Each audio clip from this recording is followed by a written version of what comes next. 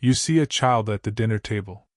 He doesn't talk much, because he's learned that if he says the wrong thing, the room will go quiet and eyes will turn sharp. He stares at his plate, moving food around, hoping to become invisible. His sister gets a smile for sharing about her day.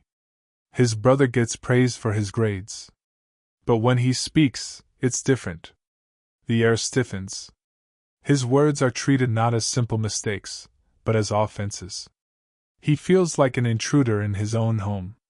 This is the silent reality of the hated child, not always hated in words, not always hated in actions, but hated in energy.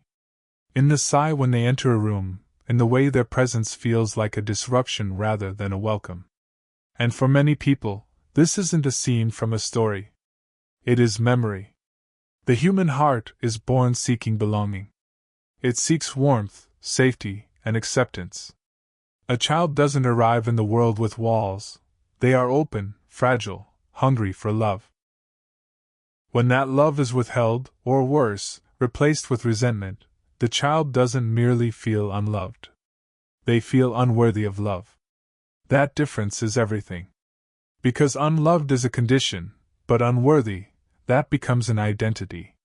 You start to believe the story they tell about you, that you're the difficult one, the problematic one. This is why children who experience this often grow into adults who struggle with the same quiet questions. Am I enough? Do I deserve connection? Why does it feel so hard? Today, we're going to talk about what it truly feels like to be the hated child. We'll look at why this happens, the science of why it hurts so deeply, and most importantly, we will illuminate the path forward, a journey of healing and rewriting the story that was unfairly forced upon you. So, what does it mean to be the hated child? Often, it means you were assigned the role of the family scapegoat. In a family system that can't deal with its own pain, one person is often unconsciously chosen to carry the blame. You become the container for all the family's frustration and disappointment. This role isn't earned, it's assigned. Maybe you were a sensitive child who felt things deeply. Maybe you were the one who spoke a truth the family wasn't ready to hear. Whatever the reason, you learned your role was to be the problem. And you notice. You notice when your achievements are downplayed while siblings are celebrated. You notice when you're blamed for conflicts you didn't start. You notice when your feelings are called dramatic, while others get sympathy. And when you see your brother get away with the exact thing you were just punished for, you start to think, it must be me. The most damaging part is its invisibility. From the outside, the family might look perfectly normal. There are no visible scars. This makes it hard for you to trust your own mind. When you're told you're too sensitive, or that's not what happened, enough times, you start to believe it. You begin to invalidate your own feelings before anyone else can. This isn't just something that happens to you, it becomes who you are. You don't just feel unloved, you feel fundamentally unlovable. That deep belief becomes the silent engine driving your life. The pain becomes self-blame, and the rejection becomes your identity. This feeling of being unwanted isn't just a sad story, it's a biological crisis. To understand why, we can turn to the work of psychologist John Bowlby, the father of attachment theory. He said that a child's need for a close bond with a caregiver is an evolutionary drive, as critical as food or water. When a caregiver is responsive and sensitive, the child develops a sense of safety. This is a secure attachment. They have a safe base to explore the world from, knowing they can return to it. But what happens when that caregiver is rejecting or inconsistent? If care is unpredictable, the child might become anxious, constantly scanning for signs of abandonment. If the caregiver is consistently dismissive, the child learns that seeking comfort only leads to more pain. They suppress their needs and become hyper-independent. They learn not to rely on anyone. Bowlby's most crucial concept here is the internal working model. Based on these first bonds, a child forms a blueprint for all future relationships. A loved child builds a blueprint of themselves as worthy, and of others as trustworthy. But the hated child develops a tragically different model. Rejection teaches them they are inherently flawed. Their blueprint for self is one of shame. And their blueprint for others is that they are unreliable and unsafe. This becomes the unconscious filter for every relationship in their life. It's why, as adults, they may fear intimacy or choose partners who recreate the same painful dynamic.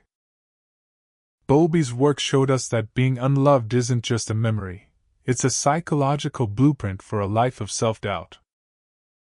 These wounds are not just psychological, they are neurological. They are etched into the very structure of the developing brain. Chronic rejection creates a state of persistent stress. For the child, this means their brain's fear and threat detection center is overworked, while the part responsible for emotional regulation and rational thinking is underdeveloped. What does this look like in real life? It means the hated child grows into an adult whose nervous system is calibrated for threat. They are in a state of hypervigilance, constantly scanning for signs of rejection. A friend not texting back, a boss's neutral expression. These small things can feel like proof of what they always suspected.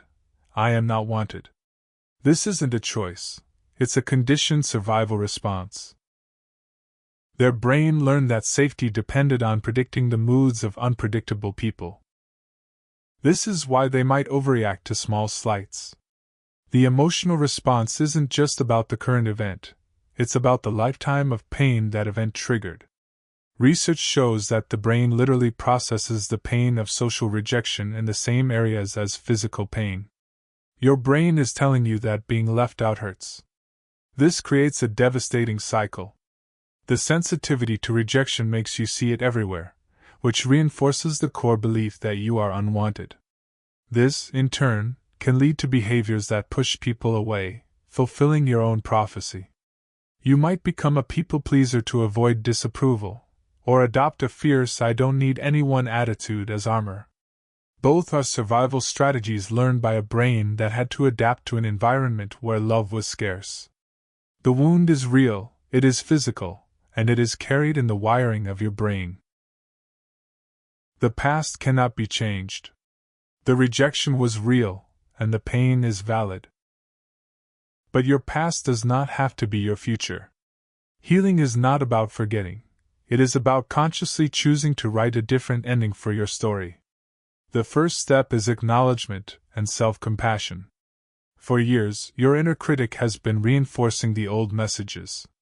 The first act of rebellion is to acknowledge your pain without judgment. To grieve the love you didn't receive. Self-compassion is the antidote to shame. It's whispering to yourself, this was not my fault. I was a child. I deserve to be loved.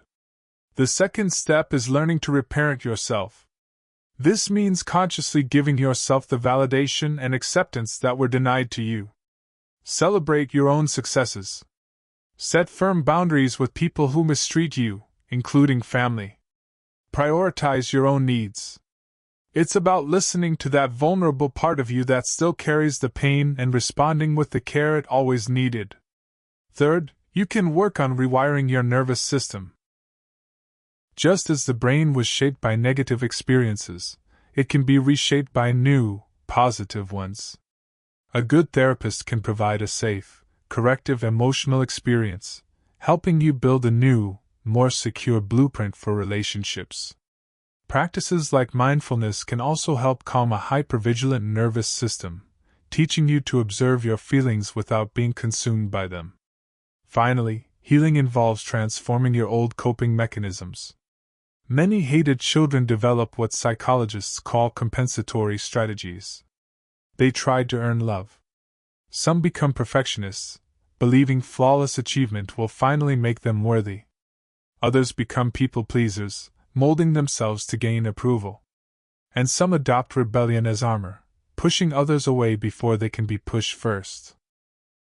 Perfectionism, rebellion, compliance, these are masks. They are survival mechanisms, not your identity. The work is not to get rid of these parts, but to understand them. To see that your perfectionism comes from a desire to be worthy, that your people-pleasing comes from a need for safety. By meeting these parts with compassion, you can transform their purpose. The sensitivity born from a lifetime of scanning for rejection can become deep empathy. The strength from your independence can become true resilience. The journey from being the hated child to a whole, self-loving adult is one of the most courageous you can take. It begins with that devastating feeling of being an outsider, a feeling that gets wired into your brain through the powerful forces of attachment. But that is not where the story has to end. Discovering that this pain has a name, a science, and a shared human experience is the beginning of the path home to yourself. By acknowledging the wound, offering yourself the compassion you always deserved, and actively working to repair your inner world, you reclaim the power to define who you are. Early rejection does not have to be a life sentence. You have the power to challenge the lies and build a life based on a new truth, that you are inherently worthy of love, belonging, and acceptance. The most important act of healing is to finally, unconditionally, choose yourself. You can create your own sense of belonging, starting with belonging to yourself. And that is an ending worth fighting for.